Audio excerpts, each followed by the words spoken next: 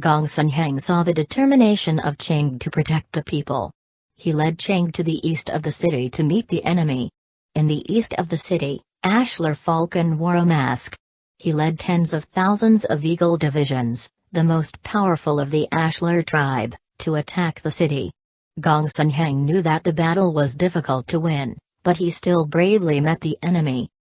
The two armies fought at the gate of the city. Gong Sunhang defended the east of the city. The Eagle Division of Ashlar's department was not vain. Gong Sunhang was injured during the battle. He wanted to hold on to finish the battle, but Cheng was worried about Gong Sunhang. She asked Sun Gong'an to go back and bandage the wound first, and she defended the east of the city. After finishing what Ashlar Falcon explained, Mukin came with reinforcements. Ashlar Falcon told Mukin to wear a mask.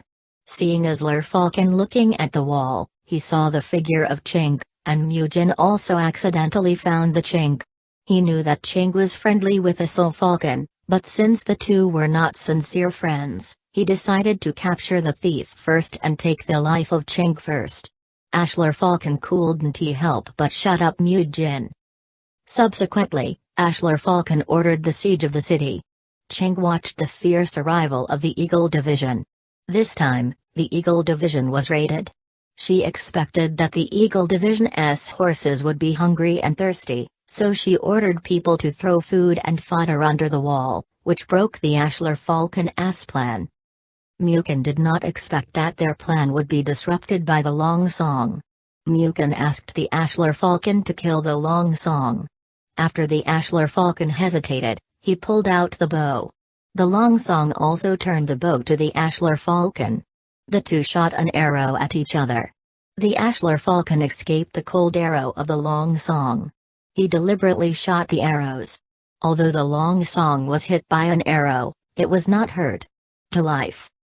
After falling to the ground after winning an arrow in a Long Song, Mukin provoked people's hearts. Now that the guard of Shuazhu City is dead, he hopes that the soldiers can surrender quickly.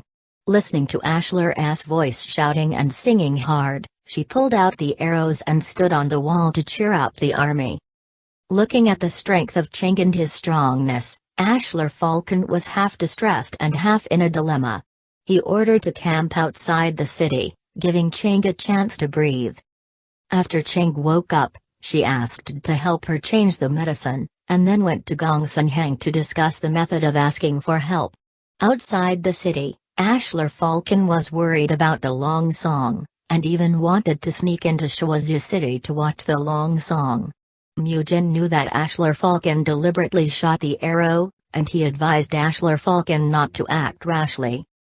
Although the Cheng is fine now, they have destroyed the Tunshan, for fear that the soldiers in Shuazhu City would starve to death.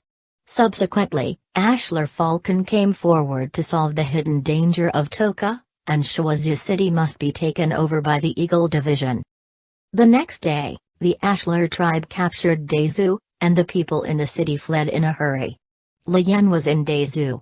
She heard the cry for help outside the room and couldn't help but summon up the courage to let Hai Lao let them in. While Hai Lao was preparing to be angry, the soldiers of the Ashlar tribe rushed up. Hai Lao hurriedly hid. Lian deliberately asked the soldiers to focus on Hai Lao's side and took the opportunity to escape. Jiao Du found Cheng. He fought fiercely against Cheng and was ready to correct the law on the spot. Fortunately, Ken Lao rescued him. He did not know what identity Cheng was. He only knew that Cheng was the commander of Shuazhu City.